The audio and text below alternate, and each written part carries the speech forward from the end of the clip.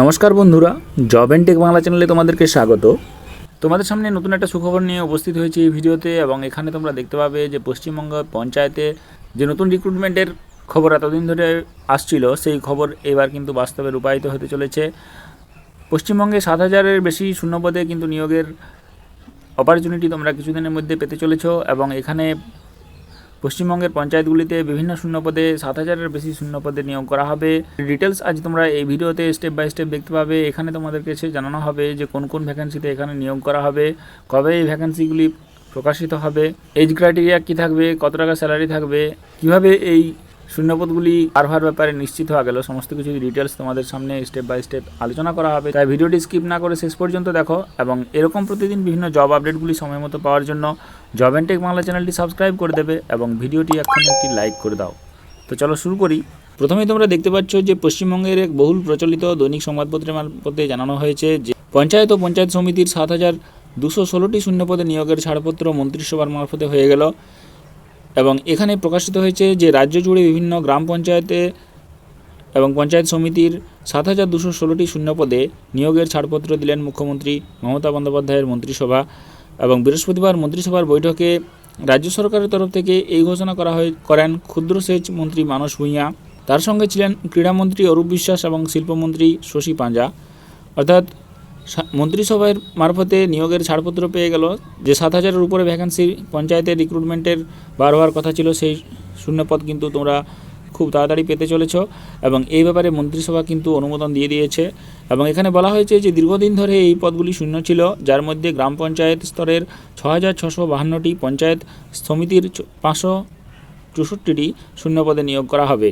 অর্থাৎ গ্রাম পঞ্চায়েত স্তরে তোমরা 6,652টি শূন্যপদ পেয়ে যাবে এবং পঞ্চায়েত সমিতিতে 564টি শূন্যপদে নিয়োগ করা হবে।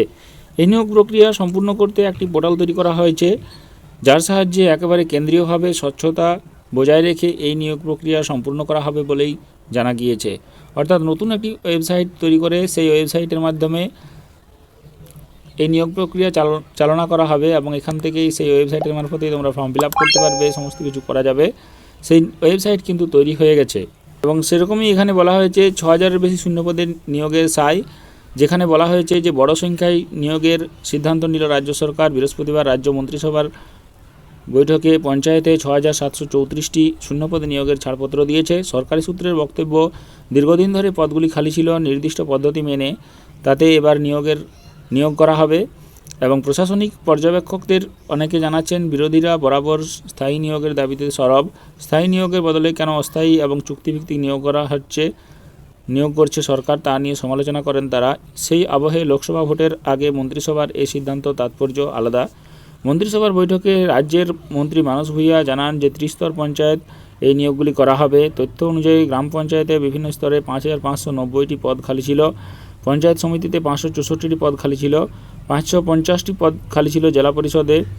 এর সঙ্গে স্থির হয়েছে যে শিলিগুড়ি মহকুমা পরিষদের প্রায় 30টি শূন্য পদেও নিয়োগ করা হবে। পঞ্চায়েত দপ্তরের বক্তব্য, এক্সিকিউটিভ ইঞ্জিনিয়ার, সচিব, গ্রাম পঞ্চায়েত কর্মী, ক্লার্ক, অ্যাকাউন্ট্যান্ট ক্লার্ক এবং পঞ্চায়েত সমিতিতে পিয়ন পদে এই নিয়োগগুলি করা হবে।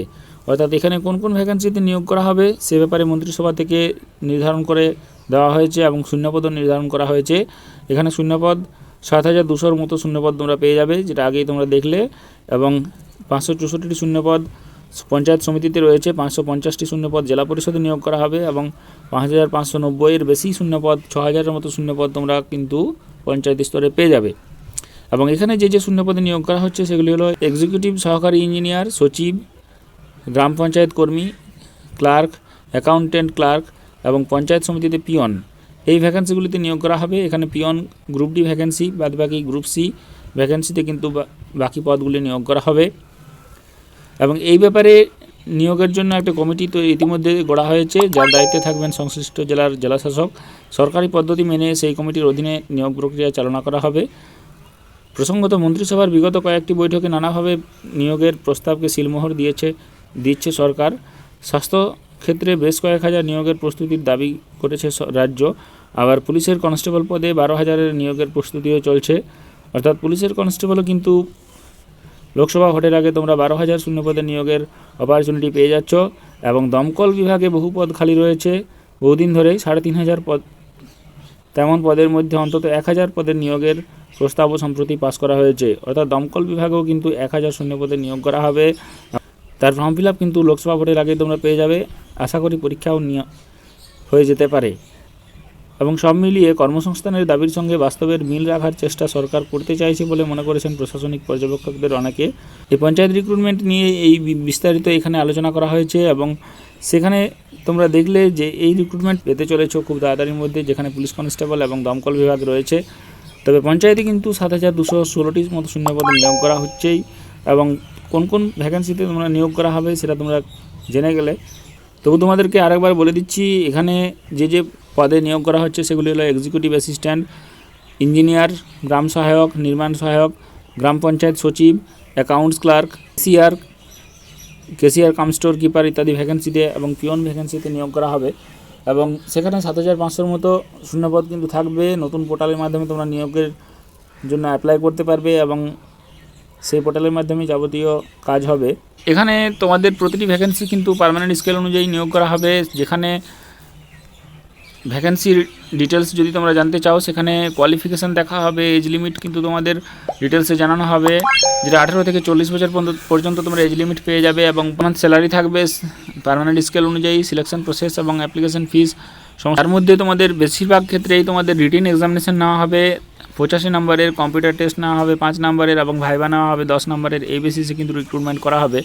এবং এখানে যে সিলেবাসের মাধ্যমে পরীক্ষা নেওয়া হবে সেই সিলেবাসটা আপাতত যেটা নির্ধারণ চিন্তাভাবনা চলছে সরকারের, সেই সিলেবাসটা তোমাদেরকে জানাচ্ছি। এখনও পর্যন্ত স্থির হয়নি সঠিকভাবে, কিন্তু এই সিলেবাসে আপাতত পরীক্ষা হতে চলেছে। যেখানে বাংলা 25 নম্বরের পরীক্ষা দিতে হবে মাধ্যমিক স্ট্যান্ডার্ডের, ইংরাজি 25 নম্বরের মাধ্যমিক স্ট্যান্ডার্ডের, পাটিগণিতের থাকবে 25 নম্বর মাধ্যমিক স্ট্যান্ডার্ড এবং সাধারণ জ্ঞান থাকবে 10 নম্বর মাধ্যমিক স্ট্যান্ডার্ডের। যেখানে 85 নম্বর রিটেন এক্সামিনেশন এবং 5 নম্বর কম্পিউটার টেস্ট আর 10 নম্বর ভাইবা থাকবে। পিয়নের ক্ষেত্রে কম্পিউটার টেস্ট থাকবে না এবং সেটা 8 পাসের ভ্যাকেন্সি। স্যালারি হিসাবে তোমরা 22,700 টাকা স্যালারি বেসিক পে থাকবে এবং মান্থলি গ্রস স্যালারি 26,605 টাকা থাকবে। অতএব আর কিছুদিনের অপেক্ষা, এই কিছুদিনের মধ্যে তোমাদের পঞ্চায়েতে নিয়োগের এক দুর্দান্ত অপরচুনিটি তোমরা পেয়ে যাচ্ছ। তাই যাদের যোগ্যতা রয়েছে, যারা অ্যাপ্লাই করতে চাইছো, তারা অবশ্যই এখন থেকে প্রিপারেশন শুরু করে দাও এবং তোমরা সিলেবাস সহ সমস্ত ডিটেলস জেনে গেলে কোন কোন পোস্টে নিয়োগ করা হবে। তাই ভিডিওটি যদি ইনফরমেটিভ মনে হয় তাই অবশ্যই একটা ভিডিওটি লাইক করে দেবে এবং তোমার প্রয়োজনীয় বন্ধুদের সঙ্গে শেয়ার করে দেবে। আর তুমি যদি এই চ্যানেলের নতুন দর্শক হয়ে থাকো তবে অবশ্যই চ্যানেলটি সাবস্ক্রাইব করে এর পাশে থাকবে। ধন্যবাদ।